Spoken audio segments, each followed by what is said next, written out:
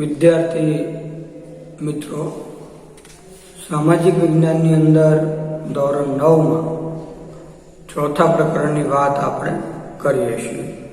પ્રકરણનું નામ છે ભારતની રાષ્ટ્રીય ચળવળો.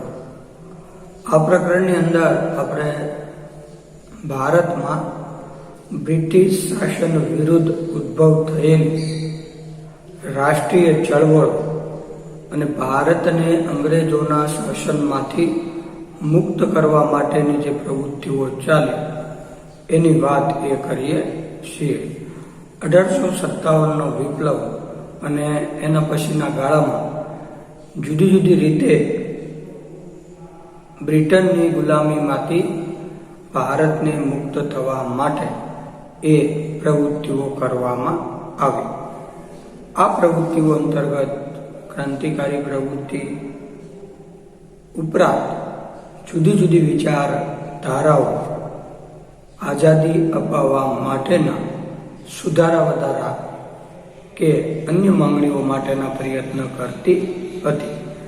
એમાં છેલ્લે આપણે પાર્લામેન્ટનો સુધારા, ગાંધીજીનું ભારતમાં આગમન અને આંદોલનમાં આવેલા બદલાવો અને કાળા કાયદા તરીકે ઓળખાતા રોલેટ એક્ટની વાત એ કરી. આજે આપણે એમાં જ આગળનો મુદ્દો જોઈશું. એ છે જલિયાવાલા બાગનો હત્યાકાંડ, 13 એપ્રિલ 1919. ભારતના ઇતિહાસમાં અને વિશ્વ ઇતિહાસમાં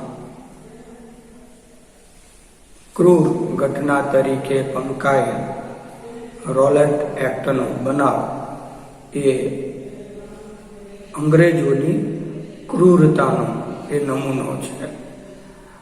1919માં રોલેટ એક્ટ વિરુદ્ધ એ સમગ્ર દેશમાં વિરોધ ચાલ્યો અને સૂત્રોચ્ચાર થયા. રોલેટ એક્ટના વિરોધમાં પ્રજા અને નેતાઓએ વિરોધ નોંધાવ્યો અને એને કાળો કાયદો કહ્યો. અંગ્રેજ સરકાર કોઈ પણ રીતે રોલેટ એક્ટ પસાર કરવા માટે એ તત્પર હતી અને એના વિરોધમાં જે પ્રવૃત્તિઓ ચાલી રહી છે એના ઉપર દબાણ ગુજારવાનું કામ એ કર્યું. એમાં આ જલિયાવાલા બાગની કરુણ ઘટના બની.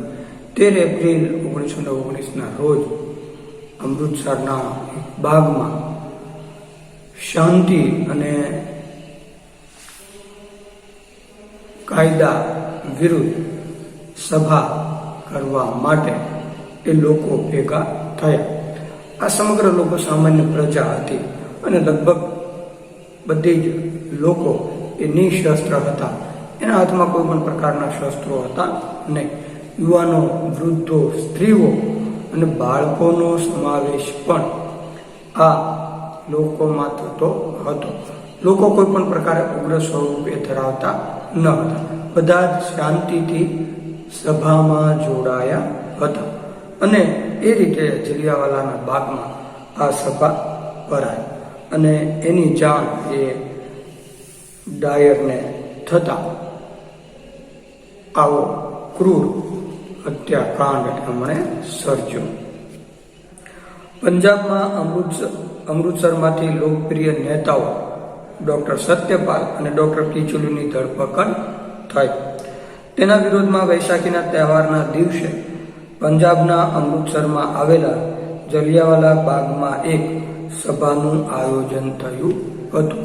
રોલેટ એક્ટનો વિરોધ કરતા આ પંજાબના મહત્વના નેતાઓની ધરપકડ થઈ અને આ નેતાઓની ધરપકડ થતા લોકોએ એના વિરુદ્ધમાં સભાનું આયોજન કર્યું અને એ રીતે પંજાબના અમૃતસરમાં જલિયાવાલા બાગમાં સાંજના સમયે એક સભા એ યોજવામાં આવી. આ સભામાં હજારોની સંખ્યામાં લોકો એકઠા થયા હતા. લશ્કરના સૈનિકોને લઈને જનરલ ઓડોનિલ ડાયર ત્યાં પહોંચી ગયો. કશી જ પૂર્વ ચેતવણી આપ્યા વગર મશીન ગનમાંથી ગોળીઓનો વરસાદ નિર્દોષ પ્રજા પર વરસાવ્યો. બાગની ચારે બાજુએ ઊંચી દિવાલો, વચ્ચે અવાવરો કૂવો અને બહાર નીકળવાનો સાંકડો એક જ માર્ગ હોવાથી સંખ્યાબંધ લોકો ગોળીઓનો ભોગ બન્યા. શાંતિથી અને નિશસ્ત્ર એકઠા થયેલા લોકો ઉપર જનરલ કોલોનિલ ડાયરે એ ગોળીબાર કર્યો. આ સભાના સમાચાર મળતા લશ્કરનો અધિકારી ડાયર એ પોતાના લશ્કર સાથે બાગ એ પહોંચી ગયો. સમગ્ર બાગ છે એ ઊંચી દિવાલથી ઘેરાયેલો હતો અને બાગની અંદર જવા અને આવવા માટે ફક્ત એક જ દરવાજો હતો. બાગની અંદર એક ઊંડો અવાવરું પડતર કૂવો એ હતો અને શાંતિથી સભા ચાલી રહી છે. એ સભાના આયોજન દરમિયાન ડાયર પોતાના લશ્કર સાથે જલિયાવાલા બાગના દરવાજે આવી પહોંચ્યો. એમણે લોકોને કોઈ પણ પ્રકારની પૂર્વ એ સૂચના આપી નહીં અને સીધો જ લોકો ઉપર ગોળીબાર કરવાનો હુકમ કર્યો. શાંત બેસેલા સભામાં દોડધામ મચી ગઈ. ડાયરે જોયું નહીં કે એમાં સ્ત્રીઓ, બાળકો કે વૃદ્ધો છે. એમણે લશ્કરના સૈન્યને એ હુકમ કર્યો અને એ રીતે સૈન્ય બંદૂકોમાંથી રાઉન્ડ એ ચલાવવા લાગ્યા. ડાયર તો પોતે સાથે તોપ પણ લઈને આવેલા, પણ પરિસ્થિતિ એવી હતી કે રસ્તો ખૂબ સાંકડો હતો અને એના કારણે તોપ ત્યાં પ્રવેશી શકે એમ હતી નહીં. પછીથી એના ઉપર તપાસ સમિતિ એ નીમવામાં આવી અને તપાસ સમિતિએ ડાયરને પૂછ્યું કે જો તોપ અંદર સુધી ગઈ હોય તો તમે તોપ ચલાવત? ત્યારે પણ ડાયરનો જવાબ એ હામાં હતો કે જો તોપ ત્યાં પહોંચી હોત તો આ લોકો ઉપર હું તોપ પણ ચલાવત. એટલે એ રીતે તમે એની ક્રૂરતાની હદ એ જોઈ શકો છો. બાગની ઊંચી દિવાલ પાર કરીને લોકો જઈ શક્યા નહીં. જીવ બચાવવા માટે ગોળીઓના વરસાદ વચ્ચે અનેક લોકો કૂવામાં કૂદી પડ્યા. અનેક સ્ત્રીઓ, બાળકો અને અન્ય પ્રજા, યુવાનો, વૃદ્ધો ગોળીઓનો ભોગ બન્યા અને એ રીતે આવો ક્રૂર હત્યાકાંડ સર્જ્યો. આ હત્યાકાંડે અંગ્રેજો કંઈકથી રહી શકી એ દ્રષ્ટિ હતી એ પણ તૂટી ગઈ અને અંગ્રેજોની ક્રૂરતાનું ચિત્ર ભારતના પ્રજા સમક્ષ આવી ગયું. એ રીતે અંગ્રેજોની નીતિને કારણે જલિયાવાલા હત્યાકાંડ એ સર્જાયો અને નિર્દોષ લોકો ઉપર ગોળીબાર કરવામાં આવ્યો. સરકારી અહેવાલ મુજબ 379 લોકો માર્યા ગયા અને 1200 ખવાયા. જ્યારે કોંગ્રેસે નિમેલી તપાસ સમિતિના મતે 1000 માણસો માર્યા ગયેલા. બ્રિટિશ સરકાર વતી તપાસ કરનાર હન્ટર કમિશને જનરલ ડાયરનો બચાવ કર્યો અને અજાણતા થઈ ગયેલી પ્રમાણિક ભૂલ તરીકે સૌમ્ય ગણી. એ રીતે જલિયાવાલા બાગના હત્યાકાંડનો વિરોધ થયો અને તપાસ સમિતિઓ પણ એના ઉપર નીમવામાં આવી. સરકારે જે તપાસ સમિતિ નીમી એના અહેવાલ પ્રમાણે આ અંધાધૂંધ ગોળીબારમાં 379 જેટલા લોકો મૃત્યુ પામ્યા. જ્યારે કોંગ્રેસની તપાસ પ્રમાણે 1000 કરતાં પણ વધારે માણસો મૃત્યુ પામ્યા હતા. જલિયાવાલા બાગના મેદાનમાં અને કૂવામાંથી અનેક લાશો એ પ્રાપ્ત થઈ હતી. એ રીતે ડાયર ઉપર પગલાં લેવામાં આવ્યા અને ડાયરને એમ કહીને છોડી દેવામાં આવ્યો હન્ટર કમિશન દ્વારા કે આ તો અજાણતા જ થઈ ગયેલી પ્રમાણિક ભૂલ છે. જો પ્રમાણિક ભૂલ એટલે કે એ ડાયર જે છે બ્રિટિશ અધિકારી છે અને એમણે બ્રિટન પ્રત્યે અધિકારી તરીકે પોતાની ભાવના એ દર્શાવી છે, પોતાની પ્રમાણિકતા દર્શાવી છે અને એ રીતે એની જવાબદારી નિભાવતા એને અજાણતા જ આ ભૂલ કરી નાખી છે. એ રીતે લોકોના હત્યાકાંડને અજાણતા થયેલી ભૂલમાં એ ખપાવવામાં આવી અને ડાયર ઉપર કોઈ પગલાં લેવામાં આવ્યા નહીં. ઉલટાનું એને ઊંચા હોદ્દાઓ આપવામાં આવ્યા અને ઇંગ્લેન્ડમાં એના સ્વાગતો પણ થયા. બીજી તરફ ડાયર જ્યારે ઇંગ્લેન્ડ પાછા ફર્યા ત્યારે તેનું 2000 પાઉન્ડ તથા તલવાર આપીને સન્માન કરાયું. આથી હિંદની પ્રજાને જબરજસ્ત આઘાત લાગ્યો. આ અમાનવીય હત્યાકાંડ પછી ગાંધીજીની અંગ્રેજો પ્રત્યેની રહી સહી શ્રદ્ધા પણ ડગી ગઈ. આ બનાવે સમગ્ર દેશમાં રાષ્ટ્રીય એકતા સ્થાપવામાં મહત્વનો ભાગ ભજવ્યો. અસહકારના ભાવિ આંદોલનની ભૂમિકા પણ આ હત્યાકાંડે પૂરી પાડી. ડાયર ઇંગ્લેન્ડ પરત ફર્યા ત્યારે એમનું સન્માન એ કરવામાં આવ્યું, એમને 2000 પાઉન્ડ આપવામાં આવ્યા અને આવા હત્યાકાંડ બદલ બ્રિટિશરોના અધિકાર તરીકે એમણે કામ કર્યું એ બદલ એને તલવારો અને સન્માનો આપવામાં આવ્યા. આ બધાથી સ્વાભાવિક જ રીતે ભારતીય જે પ્રજા છે એ રોષે ભરાય અને અંગ્રેજોની આ ક્રૂર નીતિ અમાનવીય હત્યાકાંડનો વિરોધ એ થયો. બાપુ એ અંગ્રેજોની નીતિમાં થોડો ઘણો વિશ્વાસ ધરાવતા, પણ આ પછી એમની રહી સહી શ્રદ્ધા પણ અંગ્રેજ નીતિમાંથી એ ડગી ગઈ અને એ રીતે અસહકારના આંદોલનની ભૂમિકા આ હત્યાકાંડે પૂરી પાડી. સમગ્ર દેશમાં હત્યાકાંડનો વિરોધ એ થયો અને ઇતિહાસમાં ક્રૂર ઘટના તરીકે અંગ્રેજોના નામે આ બનાવ નોંધાયો.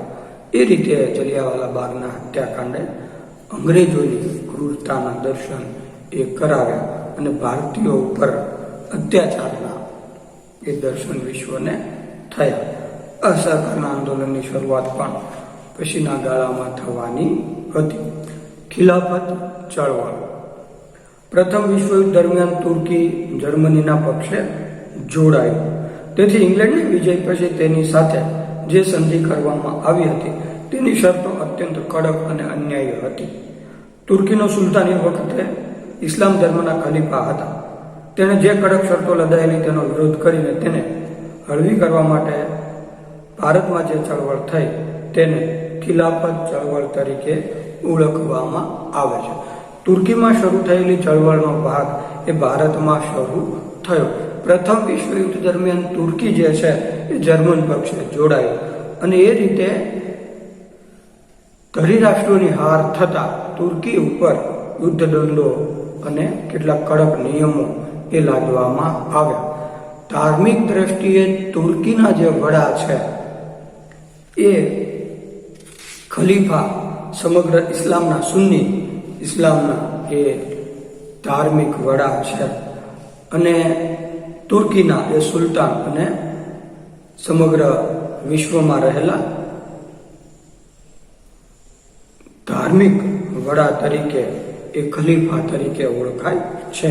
અને એને કારણે અંગ્રેજોની આ નીતિનો વિરોધ ભારતના સુન્ની મુસ્લિમોએ પણ કર્યો અને એ રીતે એના વિરોધમાં જે ચળવળ ચાલી એ ચળવળ ખિલાફત ચળવળ તરીકે ઓળખાય. ગાંધીજીએ આઝાદીની ચળવળ સાથે પ્રવૃત્તિ સાથે ખિલાફત ચળવળને જોડવાનું કામ કર્યું અને એના કારણે એણે ભારતના મોટા ભાગના જે મુસ્લિમો છે એનો સાથ આપવાનું વિચાર્યું કે એટલા બધા સંખ્યામાં લોકો એ વસવાટ કરે છે તો એ કોઈ કોમનો પ્રશ્ન નથી પણ હિન્દુસ્તાનનો પ્રશ્ન છે અને એ રીતે ખિલાફત ચળવળમાં સાથ આપ્યો. અન્ય નેતાઓએ પણ એ સાથ આપ્યો. અન્ય કોંગ્રેસના નેતાઓએ પણ આ ચળવળનો સાથ આપ્યો અને એ રીતે ખિલાફત ચળવળ ભારતમાં ચાલી. અલીભાઈઓ, મૌલાના શૌકત અલી અને મૌલાના મોહમ્મદ અલી આ આંદોલનના મુખ્ય નેતાઓ હતા. હિન્દુ મુસ્લિમ એકતાના ખ્યાલથી ગાંધીજીએ કોંગ્રેસને આ આંદોલનને ટેકો આપવાનો અનુરોધ કર્યો. કોંગ્રેસના ટેકાથી આ આંદોલન વધારે વ્યાપક બન્યું. એ રીતે હિન્દુ મુસ્લિમના એકતાના કારણરૂપ ગાંધીજીએ આંદોલનને ટેકો આપ્યો અને કોંગ્રેસને પણ એ બાબતે ભલામણ કરી કે આમાં આપણે એ ટેકો આપવો જોઈએ. એ રીતે કોમી એકતા એ સ્થાપવા માટે ખિલાફત આંદોલનમાં ખિલાફત ચળવળમાં પણ ભારતની રાષ્ટ્રીય ચળવળમાં આ ચળવળના ભાગ રૂપે એ જોડવામાં આવી અને એ રીતે ખિલાફત આંદોલને ભારતમાં વધારે જોર પકડ્યું. આ લગભગ હિન્દુ મુસ્લિમ એકતાનો પ્રયત્ન હતો, પણ પછીથી આવી એકતાના દર્શન ભારતના ઇતિહાસમાં થયા નથી અને એના દુષ્પરિણામો પણ આપણે ભોગવ્યા. એ રીતે આપણે આ મુદ્દાની અંદર જલિયાવાલા બાગનો હત્યાકાંડ કે જે અમૃતસરમાં 13 એપ્રિલ 1919ના દિવસે જનરલ ડાયર દ્વારા નિર્દોષ લોકો ઉપર ગોળી છોડી અને કરવામાં આવ્યો અને તુર્કીમાં શરૂ થયેલી ખિલાફત ચળવળ ભારતમાં ચાલી અને કોંગ્રેસે એનો સાથ આપ્યો. એની વાત આપણે કરી. હવે પછીના મુદ્દાની વાત આપણે આના પછીના વિભાગમાં કરશું.